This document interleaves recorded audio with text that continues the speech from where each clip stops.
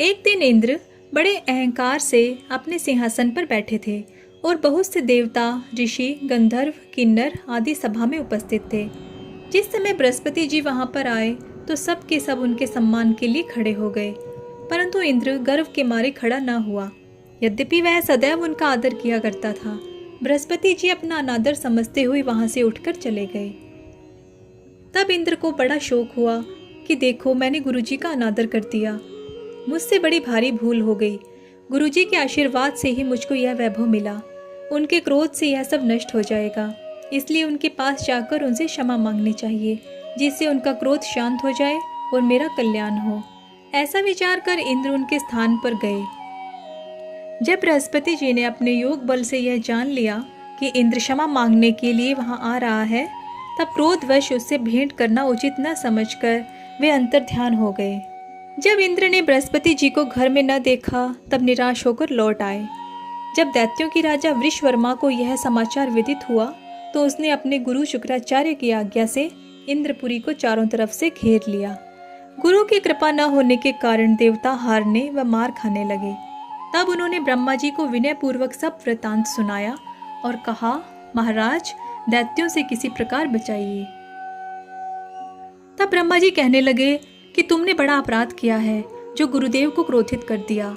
अब तुम्हारा कल्याण इसी में हो सकता है कि त्वष्टा ब्राह्मण का पुत्र विश्वरूपा बड़ा तपस्वी और ज्ञानी है, उसे अपना पुरोहित बनाओ तो तुम्हारा कल्याण हो सकता है।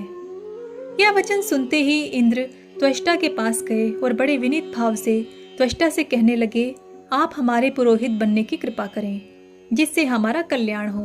तब त्वष्टा ने उत्तर दिया कि पुरोहित बनने से तपोबल घट जाता है, परंतु तुम बहुत विनती करते हो, इसलिए मेरा पुत्र विश्वरूपा पुरोहित बनकर तुम्हारी रक्षा करेगा। विश्वरूपा ने पिता की आज्ञा से पुरोहित बनकर ऐसा यत्न किया कि हरि इच्छा से इंद्र वृषवर्मा को युद्ध में जीतकर अपने इंद्रासन पर स्थित हुआ। विश्वरूपा के 3 मुख थे। एक मुख से वह सोमपल्ली लता का रस निकालकर पीते थे, दूसरे मुख से वह मदिरा पीते थे और तीसरे मुख से अन्न आदि भोजन करते थे। इंद्र ने कुछ दिनों उपरांत कहा कि मैं आपकी कृपा से यज्ञ करना चाहता हूँ। जब विश्वरूपा की आज्ञानुसार यज्ञ प्रारंभ हो गया तब एक दैत्य ने विश्वरूपा से कहा, तुम्हारी माता दैत्य की कन्या है, इस कारण हमारे कल्याण के निमित्त एक आहुति दैत्यों के नाम पर भी दिया करो तो अति उत्तम बात है। विश्वरूपा उस दैत्य का कहा मानकर आहुति देते समय दैत्य का नाम भी धीरे से लेने लगा। इसी कारण यज्ञ करने से देवताओं का तेज नहीं बढ़ा। इंद्र ने यह वृतांत जानते ही क्रोधित होकर विश्वरूपा के 3 सर काट डाले। वह मद्यपान करने से भंवरा, सोमपल्ली पीने से कबूतर और अन्न खाने वाले मुख से तीतर बन गया। विश्वरूपा के मरते ही इंद्र का स्वरूप ब्रह्म हत्या के प्रभाव से बदल गया। देवताओं के 1 वर्ष तक पश्चाताप करने पर भी ब्रह्म हत्या का पाप न छूटा तो सब देवताओं के प्रार्थना करने पर ब्रह्मा जी बृहस्पति जी के सहित वहां आए। उस ब्रह्म हत्या के 4 भाग किए। उनमें से एक भाग पृथ्वी को दिया। इस कारण कहीं कहीं धरती ऊंची नीची और बीज बोने के लायक भी नहीं होती।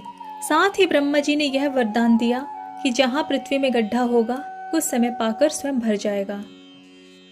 दूसरा वृक्षों को दिया, जिससे उनमें से गोंद बनकर बहता है। इस कारण गूगल के अतिरिक्त सब गोंद अशुद्ध समझे जाते हैं। वृक्षों को यह वरदान भी दिया कि ऊपर से सूख जाने पर जड़ फिर फूट आएंगी। तीसरा भाग स्त्रियों को दिया। इसी कारण स्त्रियां हर महीने रजस्वला होकर पहले दिन चंडालनी, दूसरे दिन ब्रह्मघातनी, तीसरे दिन धोबिन के समान रहकर चौथे दिन शुद्ध होती हैं और संतान प्राप्ति को उनका वरदान दिया। चौथा भाग जल को दिया, जिससे फेन और सिवाल आदि जल के ऊपर आ जाते हैं। जल को यह वरदान मिला कि जिस चीज में डाला जाएगा वह बोझ में बढ़ जाएगी। इस प्रकार इंद्र को ब्रह्म हत्या के पाप से मुक्त किया। जो मनुष्य इस कथा को पढ़ता या सुनता है उसके सब पाप बृहस्पति जी महाराज की कृपा से नष्ट हो जाते हैं। आइए जानते हैं बृहस्पतिवार व्रत की विधि। बृहस्पतिवार के दिन बृहस्पतेश्वर महादेव जी की पूजा होती है। दिन में एक समय ही भोजन करें, पीले वस्त्र धारण करें, पीले पुष्पों को धारण करें। भोजन भी चने की दाल का होना चाहिए। नमक नहीं खाना चाहिए। पीले रंग का फूल, चने की दाल, पीले कपड़े तथा पीले चंदन से पूजा करनी चाहिए। पूजन के पश्चात कथा सुननी चाहिए। इस व्रत के करने से बृहस्पति जी अति प्रसन्न होते हैं तथा धन और विद्या का लाभ होता है। स्त्रियों के लिए यह व्रत अति आवश्यक होता है। इस व्रत में केले का पूजन होता है।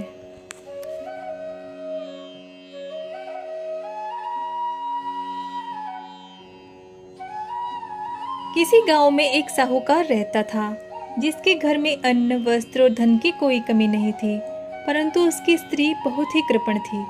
किसी भिक्षार्थी को कुछ नहीं देती, सारा दिन घर के कामकाज में लगी रहती। एक समय एक साधु महात्मा बृहस्पतिवार के दिन उसके द्वार पर आए और भिक्षा की याचना की। स्त्री उस समय घर के आंगन को लीप रही थी। इस कारण साधु महाराज से कहने लगी कि महाराज, इस समय तो मैं घर लीप रही हूँ, आपको कुछ नहीं दे सकती, फिर किसी अवकाश के समय आना। साधु महात्मा खाली हाथ चले गए। कुछ दिन के पश्चात वही साधु महाराज फिर आए। उसी तरह भिक्षा मांगी। साहूकार ने उस समय लड़के को खाना खिला रही थी। कहने लगी, महाराज मैं क्या करूं, अवकाश नहीं है, इसलिए आपको भिक्षा नहीं दे सकती। तीसरी बार महात्मा आए तो उसने उन्हें उसी तरह से टालना चाहा, परंतु महाराज जी कहने लगे कि यदि तुमको बिल्कुल ही अवकाश हो जाए तो मुझको भिक्षा दोगी। साहूकार ने कहने लगी कि हाँ महाराज, यदि ऐसा हो जाए तो आपकी बड़ी कृपा होगी। साधु महात्मा ने कहा, अच्छा मैं एक उपाय बताता हूँ। तुम बृहस्पतिवार को दिन चढ़ने पर उठो और सारे घर में झाड़ू लगाकर कूड़ा एक कोने में जमा करके रख दो। घर में चौका आदि मत लगाओ। फिर स्नान आदि करके घर वालों से कह दो कि उस दिन सब हजामत अवश्य बनाए। रसोई बनाकर चूल्हे को पीछे रखा करो, सामने कभी न रखो। सायंकाल को अंधेरा होने के बाद दीपक जलाया करो और बृहस्पतिवार को पीले वस्त्र मत धारण करो, न पीले रंग की चीजों का सेवन करो। यदि ऐसा करोगी तो तुमको घर का कोई काम नहीं करना पड़ेगा। साहूकारनी ने ऐसा ही किया। बृहस्पतिवार को दिन चढ़े उठी, झाड़ू लगाकर कूड़े को घर में जमा कर दिया। पुरुषों ने हजामत बनाई, भोजन बनाकर चूल्हे को पीछे रखा। वह सब बृहस्पतिवारों को ऐसा ही करती रही। अब कुछ काल के बाद उसके घर में खाने को दाना न रहा। थोड़े दिनों में महात्मा फिर आए और भिक्षा मांगी, परंतु सेठानी ने कहा, महाराज मेरे घर में खाने को अन्न नहीं है, आपको क्या दे सकती हूँ। तब महाराज ने कहा, जब तुम्हारे घर में सब कुछ था तब भी तुम कुछ नहीं देती थी, अब पूरा पूरा अवकाश है तब भी कुछ नहीं दे रही हो। तुम चाहती क्या हो वह बताओ। तब सेठानी ने हाथ जोड़कर प्रार्थना की, महाराज अब कोई ऐसा उपाय बताओ कि मेरे पहले जैसा धन धान्य हो जाए। अब मैं प्रतिज्ञा करती